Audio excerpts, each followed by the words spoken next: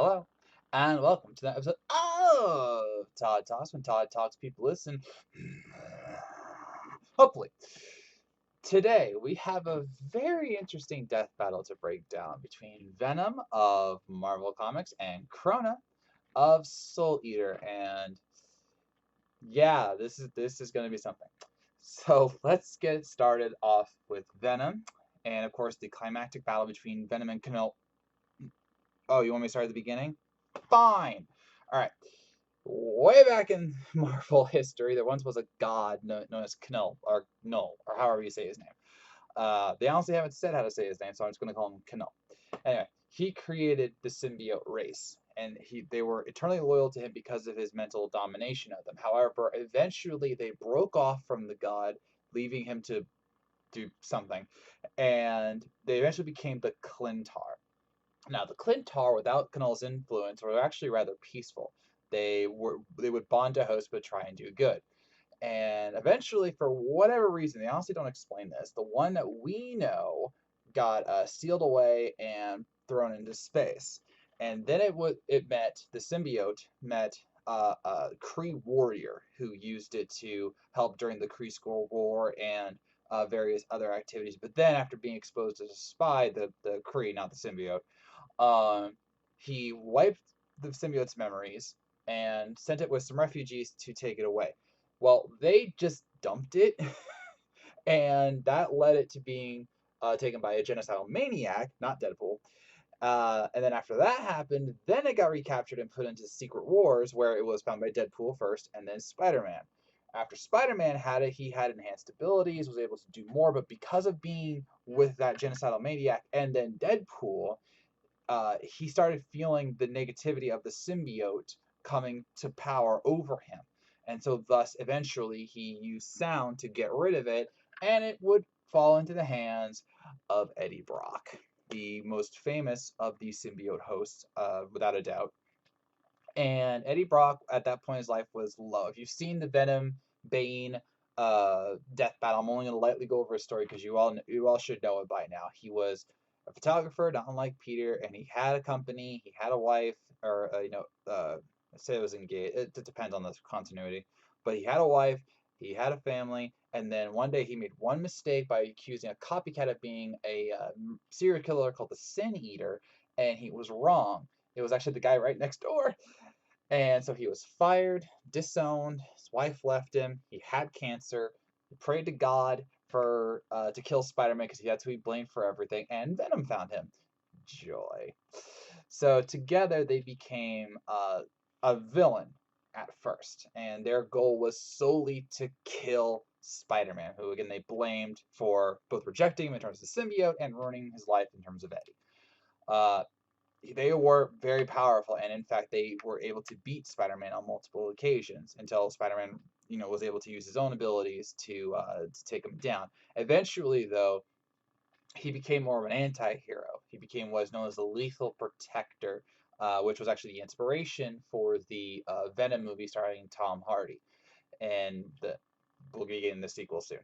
So he became more of an anti-hero. However, the problem with Venom is that because it absorbs the personality and memories, or sorry, the personality of the people it's with, he still had that rage and bloodlust that made him so deadly when they were villains. So while Eddie continuously tried to be heroic in certain endeavors, he over time just kept going back to being a bad guy because the Venom symbiote would overwhelm him. And in fact, this symbiote became so self-aware at points that he would like berate Eddie and say, "We need to kill them. We need to do this." Again, referring back to the Tom Hardy movie, like, "Can I kill them, Eddie?" Stuff that happens a lot in the comics. All right. And because of that, Eddie would do anything and everything he could to try and suppress the Venom symbiote and gain some control over his life. And in fact, at one point, he was using so much drugs, he was actually resistant to Venom itself when it tried to rebond with him because he just had so much of that of anti-symbiote drugs in his system. and he'll even use like antipsychotics to lower Venom's voice so that he can try and live. Uh, Eventually, over many complicated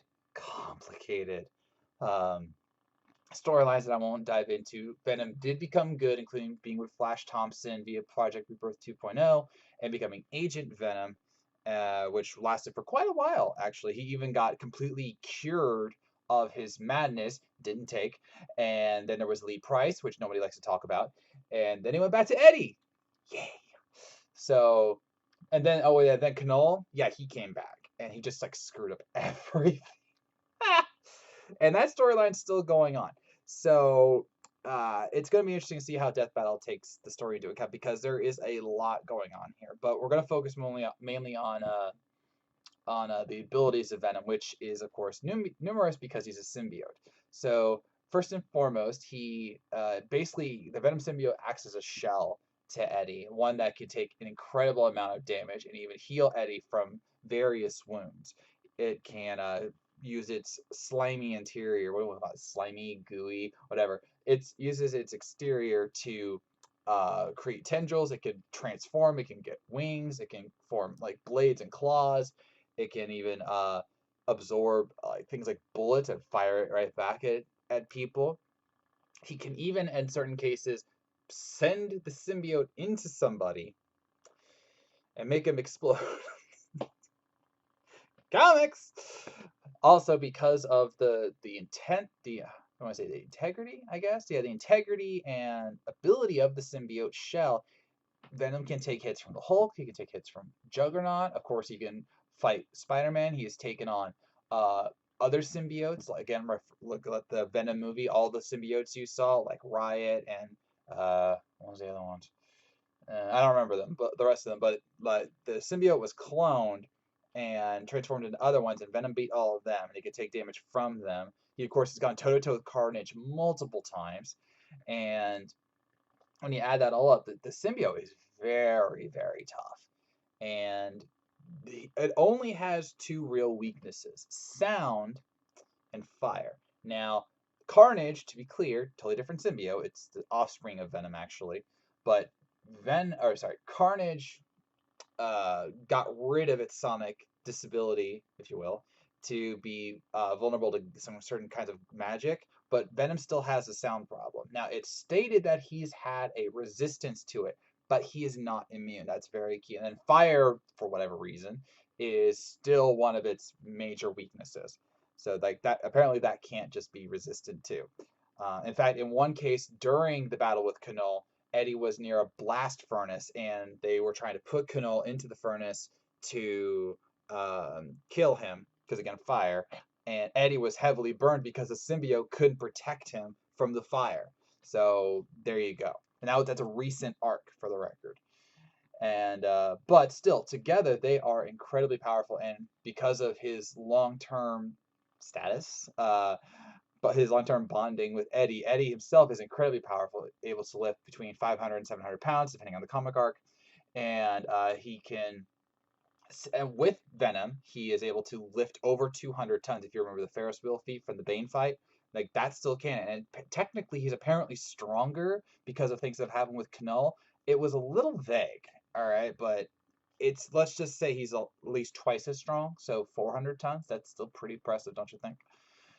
And but again, the main problem with Eddie and Venom is that they don't really have a good relationship. Like Eddie is constantly fighting to maintain control over Venom, who is constantly wanting to, rage out and do bloodlust. Even in the fights with Knoll and his minions, including Carnage, um, Venom berates Eddie because Eddie should have killed a certain entity in order to save everybody. He fails to. Knoll gets out, and Venom's like, "You've doomed the world, Eddie."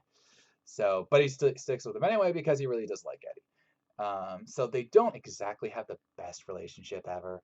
But it does work more times than not. And when he's an anti-hero, he's actually one you can honestly count on. He has saved people multiple times. He's even teamed up with Spider-Man to take down Carnage, the Spider Queen. This is when he was Agent Venom. Uh, you know, teamed up with May to take down Knoll. and now he's fighting a couple different bad guys himself. He's fought the ultimate version of Mr. Fantastic. If you remember, like the Ultimate Universe, yeah, the Maker. He's fought him, and yeah, so Venom's really tough. So good luck just trying to kill him. As Bane, found out. I know. I fanboyed on that one. I should have known. I should have known better. I should have known. Grr. It is one of my longest death battle gripes because I try to be impartial. I really do. And yet for that one, I picked Bane because I just really liked Bane. Oh well. So moving on to Soul Eater. Now, I'm going to be very blunt about this. I never heard of Soul Eater before this. Okay. And even though I did look up Crona and Ragnarok, I very loosely know the story of of Soul Eater. So unlike Eddie, where I honestly know his story via the various shows and movies I've watched and comics, of course, I'm only very lightly going to touch on Crona. All right. So this is not an insult to Soul Eater. I'm not trying to anger any of you fans. It's a very complicated story, and we just don't have the time. So once upon a time, there was a god known as Kinshin, and it was going to destroy everything until the death god decided to seal it away. And to try and prevent the from happening, he Kinshin from coming back, he created the Death Academy, which is the worst name ever. Mom, I want to go to the Death Academy. What? So kids people who go there use various weapons that they are tied to with a soul resonance. I guess this is just the beginning of a lot of big words that are going to be thrown out. To bond with weapons, to get stronger, learn like Boomstick said, learn the typical anime tropes and whatever. However, the one that we are talking about here is Crona, who was not an original member of the school. Instead, she was the daughter of anime Uma Thurman, also known as Medusa, or Uma Thurman. I mean, I'm just saying. So Medusa was power hungry to say the least, and she decided that she wanted to make the next Kinshin. And so, what better host than her daughter or son, Crona? Okay, I saw some people talking about this, and I didn't understand it myself for a while. Crona is gender neutral. And I was like, that sounds weird, doesn't it? I mean, yes, I know today, well, there's non-binary and all that stuff, but in the anime and the manga, it's specifically stated that Crona is neither male nor female because the creator just didn't decide what gender they were. So, for example, Crona looks like a girl, but in the anime, they're referring to Crona as a he. The manga, not so much, and so most people refer to Crona as they because there is no gender distinction. Who knew? Okay, so Crona, who I refer to as they, or Crona, Crona was mercilessly tortured and experimented on by her mother, and eventually she was bonded to Ragnarok, which was originally just a weapon, then was bathed in black blood, which is important, and merged with Crona's own blood so that they would both be entities of the black blood, which is a very powerful substance for reasons I'm about to explain. And because of that, they formed their own symbiosis. Do you get it now? Do you see why this fight is happening? Yeah. And so there was Crona, and then there was Ragnarok. All right. Now, not unlike Venom, Ragnarok has its own personality and mind of its own. Ragnarok is a he. Ragnarok acts kind of like an older brother to Crona in like the like bully kind of way. And Crona themselves is rather timid, meek. They don't understand things. They like, I don't know how to get out of the situation, stuff like that. They are very whiny, but it's also said that they are also rather insane to the extent that they honestly don't understand morality. Like that's literally part of their thing is that they are so timid and yet insane and of course tortured that they don't understand the concept of morality, which of course makes them perfect for Medusa because she wanted to use them to absorb souls, get stronger, and then absorb Asura, which would allow them to ascend to the level of Kinshin. Okay, so again, very loosely touching on the story. uh, because of her bond with Ragnarok, they were very powerful, but yet very unrefined. As such, they had to battle a lot. Crona was actually controlled by Ragnarok in certain cases, including because they're both part of the same blood, the black blood. They were able to, or Ragnarok was able to control Crona to move their limbs, and of course shield them, protect them, and even grow into a giant dragon to fly away. Fun. So eventually, Crona did make some friends, like Maka and Soul and Spirit. What are with these names? Um, and beyond. But of course, because of the influence of Medusa, Crona kept, falling to the darkness, if you will, and got more and more insane. Obtained the mad blood, would absorb certain souls that would make them infinitely stronger, and eventually, no joke, they absorbed the moon. Okay, now when I say they absorbed the moon, Pokemon. Okay, this is gonna make sense in a second. Pokemon. Okay, remember crap. What was that Pokemon's name? It was Solrock and oh my gosh, I can't remember that. Why can I only remember Solrock? Okay, I'm looking this up. But anyway, the shape of I'm serious. I'm looking this up right now. I can't believe I forgot that. Anyway, so they went and absorbed the moon. Why was that? Why is that important? I'm still looking it up. Uh, Solrock and Lunatone. Thank you, Lunatone. The moon is shaped like Lunatone. All right, I just putting that picture in your mind. So, uh, they absorbed the moon because that is where Asura was hiding the whole time. Because of course they were. All right, and once they did that, they were able to um, unlock the Kinshin-like power, and only through, of course, the power of friendship and a Song of Souls, kid you not, they were able to seal Asura and the Mad Blood and the Black Blood and Ragnarok and Crona so that the world would be saved. Now, if you're saying, well, wait a minute, I watched the anime, that's different. Well, this is very much a Sailor Moon situation, all right? What happened in the manga, totally different from what happened in the anime, which had a much happier ending for Crona. So, yeah, they absorbed the moon. They did that. Now, in terms of techniques, it's actually a little complicated because anime terms. Like I literally had to look up so many terms and I still don't really understand it. But in short, because of how Krona and Ragnarok were bonded, they have like one of the highest levels of what's called soul resonance, which is the frequency of a soul that they are able to use because they work together so well, right?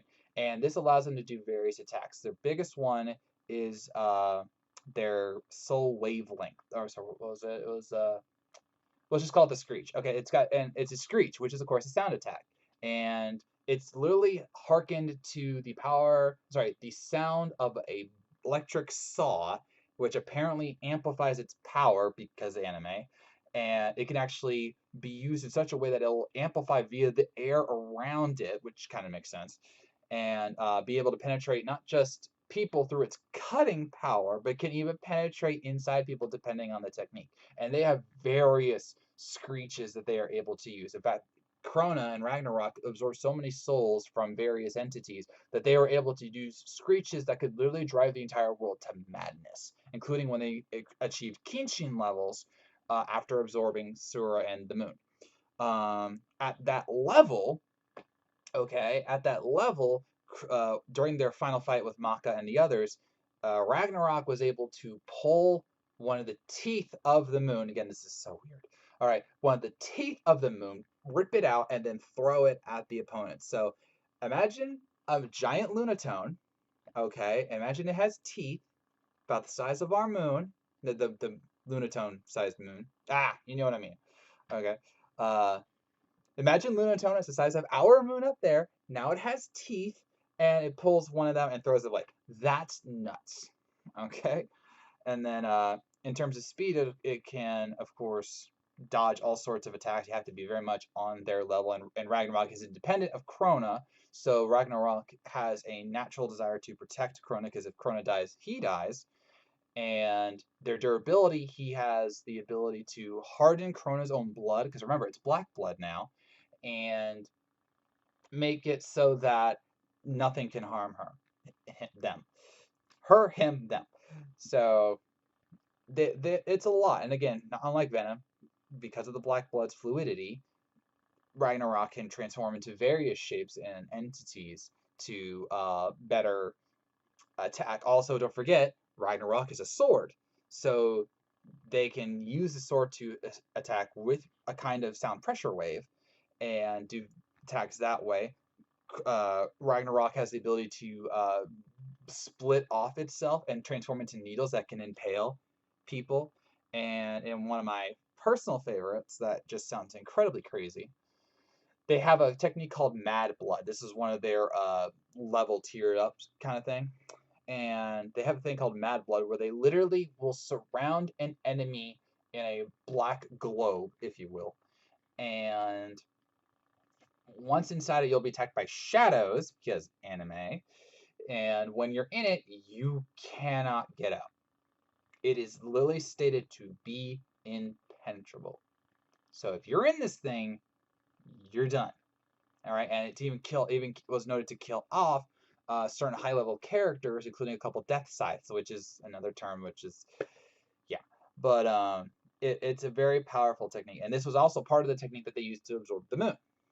So that shows you the range and size that this thing can envelop. Now, weaknesses. This is another complicated one because not unlike Venom, Crona has certain weaknesses to an attack called anti-demon.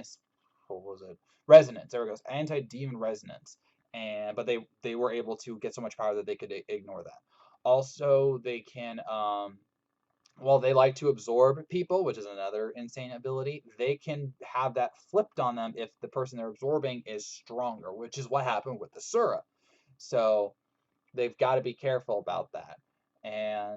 But the other key way is to disrupt their resonance, all right? Because they have a high level of it, but if you are able to disrupt their resonance, you can actually disrupt the black blood and make it so that it doesn't protect Crona as well, and it can break it. Also, the black blood acts as a shield because that's what Ragnarok is made out of. But if you have enough power, if you have enough strength, you can damage it, though it is not easy.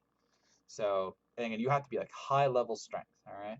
So, like for example, one of the people that did crack the I almost said the bad blood, the black blood. Oh, anime terms. The black blood was akin to a character. Oh, sorry, the character who did it was given the nickname Warrior God. All right, so that should give you a level to um, understand. So, given all of that, which is I know very very crazy, who wins between Venom and Crona? So everyone's thinking that just because Crona and Ragnarok have their screech techniques that they win outright. It's not that simple because Venom again has some resistance to it. However, given the ability that Crona has via the Moon Feet, their screech could again encapsulate the world, basically, or that's how I read it. And even if not, even if it's just a shortwave, sorry, hiccups thing, that's still a really loud screech. All right, and one of their screech evolutions, if you will, was stated that it could actually damage you internally as well as externally. And you say, well, wait a minute, doesn't Eddie have a healing factor? Yes, but not unlike Wolverine. If you do enough damage, even the healing factor is going to take a while to work. It's not an instant save. All right. But that's not the only reason I think a certain someone's going to pull this off. All right. Eddie is strong.